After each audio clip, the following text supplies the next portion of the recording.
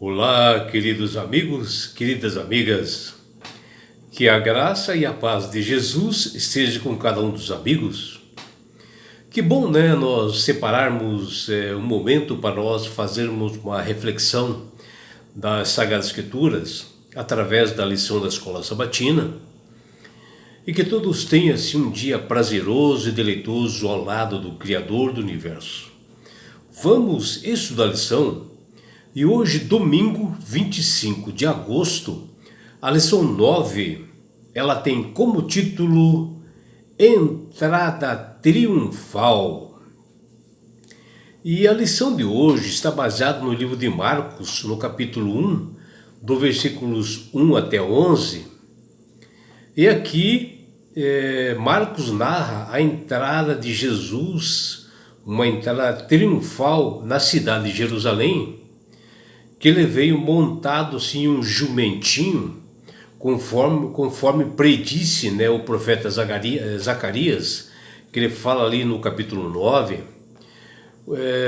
mostrando assim uma humildade de um rei, e o povo o adorou, ensinando a todas as pessoas ali presentes naquela multidão sobre a sua missão, que era de salvar realmente as pessoas do pecado e da morte.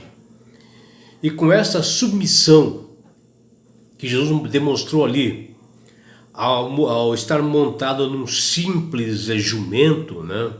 Porque este animal na época, pelos judeus, era considerado um animal de pobres, que não tinha serventia algum para transporte.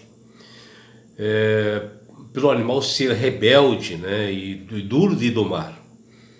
E Jesus manda esses dois discípulos justamente escolher um animal que estava amarrado em um determinado lugar, para que nunca fosse montado, ou seja, chucro, né, e que Jesus fosse montado para que ele pudesse entrar triunfantemente na Jerusalém, para que depois, após isto, né, ele mostrar como o Rei dos Reis, né, o Senhor dos Senhores, que o levaria à cruz do Calvário.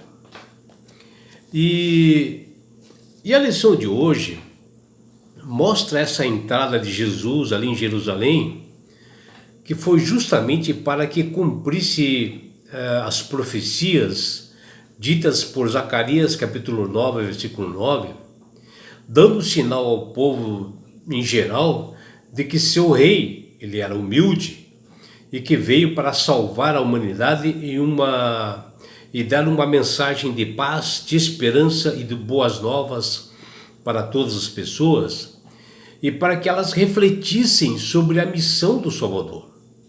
Ao contrário das expectativas que eles tinham de um rei poderoso, um governante que pudesse os tirar da opressão do Império Romano.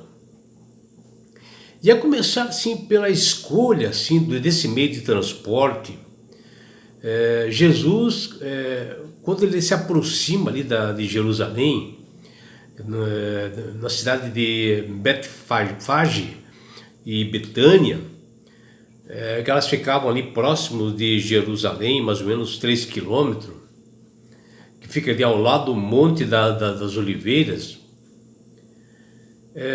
Justamente ali ele dá uma ordem para 2 discípulos buscarem um jumento que se encontrava preso ali, e que ele pedisse permissão para os seus donos que eles levassem aquele jumento que era para o seu senhor, mas que ele os traria de volta. E ainda avisa que ele devolveria. Você veja que coisa bem interessante, né? Está lá em Marcos capítulo 11, versículo 2 e 3. E Jesus dá um recado aos discípulos que eles trouxessem um jumento que nunca havia montado, um jumento realmente brabo, chucro, e que se amansou com o Criador do Universo, que era Jesus, e se portou perfeitamente durante todo o trajeto, uma exclusividade realmente de um rei. E ele, Jesus, o tornou aquele jumento manso, né? E só aqui já é uma grande mensagem para todos nós, porque primeiro que os soldados eles se utilizavam nas grandes guerras, eles se utilizavam de cavalos assim de raça escolhidos, né? E não usavam jumentos para transportes. E os jumentos eram bastante rebeldes e resistentes, mas fortes. Eles não se aceitavam dominar. E Jesus dá a mensagem que ele tem poder de dominar tudo, de transformar e modificar o temperamento de seja qual animal, racional ou irracional. Ou pessoas que talvez queiram mudar seu temperamento. Jesus o faz assim porque ele é o Criador do universo. E Jesus nos chama que nós devemos aceitá-lo porque o seu jugo é leve e suave. Que está lá em Mateus capítulo 11, versículos 28 e 29.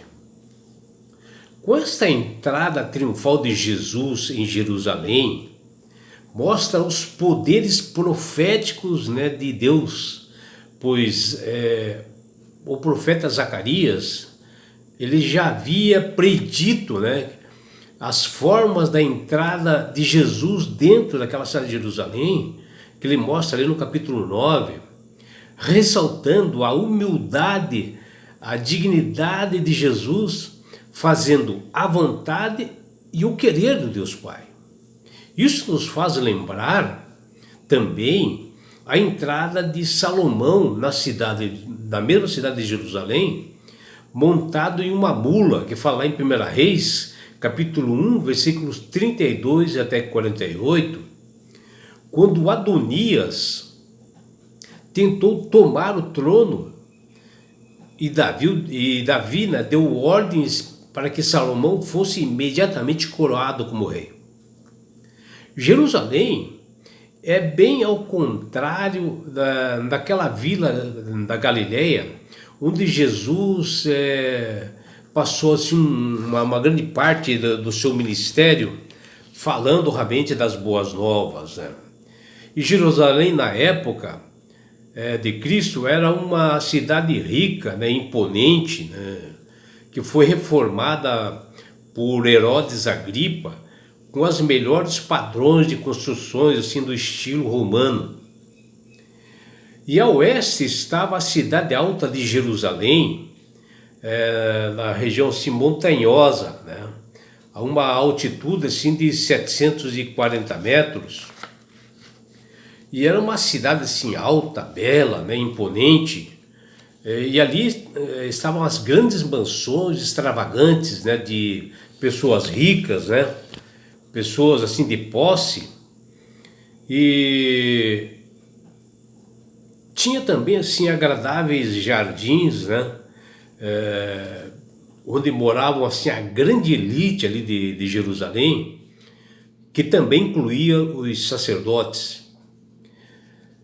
E já a parte mais antiga era a cidade baixa, né, ao sul do Monte do Templo, onde tinha mercados cheios de pessoas, né, abarrotadas assim, de pessoas humildes, comerciantes, eram hospedaria de peregrinos, havia habitações para alguns dos moradores mais proeminentes de Jerusalém, e também existiam aquelas hospedarias para visitantes, né, turistas. E a população de Jerusalém ela era de 50 mil habitantes na época, né? Mas esse número ele dobrava na Páscoa, com a vinda desses turistas gregos, principalmente. E foi justamente nesse dia em que Jesus fez a sua entrada triunfal em Jerusalém, profetizada por Zacarias, 500 anos antes de acontecer isto, né, com a vinda do rei. Jesus, como rei, adentrou em Jerusalém, montado em um jumento, lá pelo lado leste, né, e desceu ali o Monte das Oliveiras, que é famoso, né, pela Porta Dourada, no Monte do Templo, né, que hoje está fechada com tijolos, que também foi profetizado para que acontecesse isso. E muitos ficaram assim, surpresos, né? E a comoção era bastante grande, por onde Jesus passava, ele arrastava-se multidões pela relevância desta ação de Cristo. É incrível e emocionante como o profeta descreveu essa entrada triunfal de Jesus, e ele disse, olha que ele fala, isto há 500 anos antes, eis aí te vem o teu rei, justo e salvador, humilde, montado em jumento, num jumentinho, cria de jumento, que está lá em Zacarias 9:9. A vida de Jesus se cumpriu totalmente na risca, né?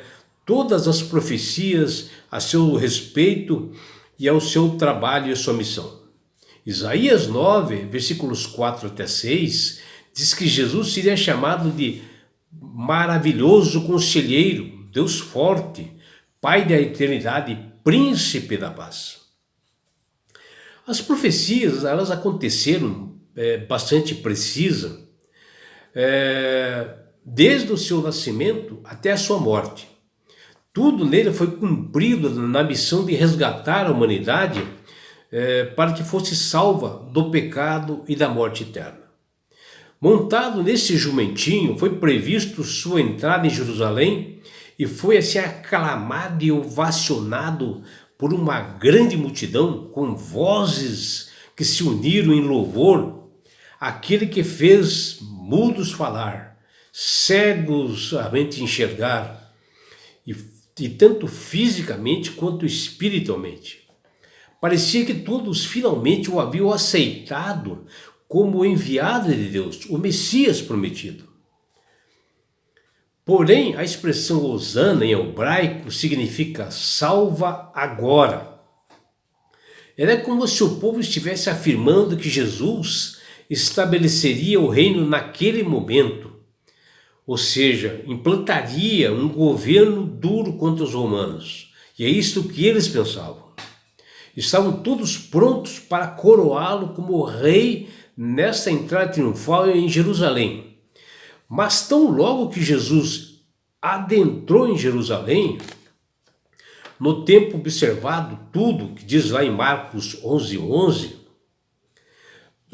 Jesus, eis que de repente partiu para Betânia na companhia de seus discípulos e deixou todo mundo para trás.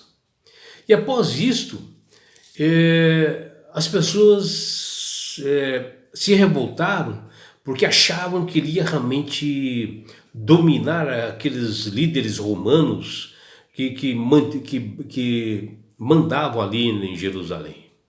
E todas as homenagens a Jesus cessaram naquele momento. Os gritos, não se ouvia mais aquele grito de alegria. Que uma semana depois já estavam assim esquecidos. E ali eles acabaram se tornando assim, se revoltando contra Jesus e faziam escárnios, provocações, perseguições, humilhações, e coisas assim cruéis faziam com o nosso Mestre Jesus, e foram até injusto com ele, porque crucificaram ele. Está lá em Marcos 15:3. As pessoas queriam fazer de Jesus um líder terreno, um governante contra o regime de Roma. Mas Jesus veio salvar as pessoas para terem uma vida eterna.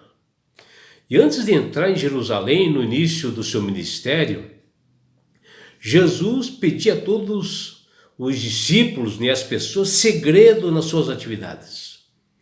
Porém agora, nessa entrada triunfal, para que se cumprisse as profecias, ele entrou assim abertamente lá em Jerusalém, e uma Jerusalém que o próprio Jesus, que ele fala, Jerusalém, Jerusalém, que mata os profetas. Jesus tinha dito isso antes. E é por isso, meu amigo, minha amiga, que Deus tem falado com todas as pessoas através do poder do Espírito Santo para que aceitem a Jesus como Salvador e Senhor. Porque quando você aceita Jesus como Salvador e Senhor com sinceridade, com comprometimento, com comunhão com Deus, você passa a ter sabedoria, você passa a ter entendimento, você passa a manusear melhor as Sagradas Escrituras, ter uma visão correta, porque o Espírito Santo lhe mostrará isto. E não é só isso, meu amigo, minha amiga. Quando você aceita Jesus como Salvador e Senhor, você ganha de Deus esse presente que chama-se salvação. E com isto, na grande volta de Jesus que se aproxima, ele levará você, a sua família e todos nós para as mansões celestiais, no lugar onde não haverá mais morte, mais dores, mais aflições, não haverá mais perseguições. Você estará no céu, meu amigo, minha amiga. Você terá a oportunidade de estar face a face com Jesus, o Salvador. Você já imaginou isto? E sabe por que Deus quer fazer isto com você, minha amiga? Com você, meu amigo? Porque Jesus te ama. Abraços do seu amigo João Carlos Amorim.